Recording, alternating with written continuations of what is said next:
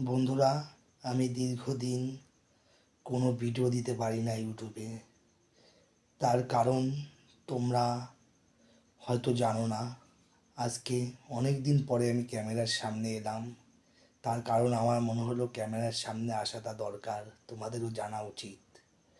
আমি দীর্ঘদিন ধরে কিডনি সমস্যায় আমি ভুগছি। বর্তমানে আমার দুটো কিডনি খারাপ হয়ে গেছে। তার জন্য আমি ডায়ালিসিস চলছে আমার, একদিন বাদে বাদে ডায়ালিসিসের মাধ্যমে কোনো রকমে বেঁচে আছি। শরীর প্রচণ্ড অসুস্থ। অতি শীঘ্র ডক্টর বলেছে কিডনি ট্রান্সপ্ল্যান্ট করে নেওয়ার জন্য। তার জন্য বিপুল পরিমাণে অর্থের দরকার। তাই আমি এখন খুবই কষ্টের মধ্যে দিয়ে আছি। খুব তাড়াতাড়ি এইসব বিষয় নিয়ে নানান ভিডিও আসবে, তোমরা আমার পাশে থেকো, এটুকু আশা রাখি।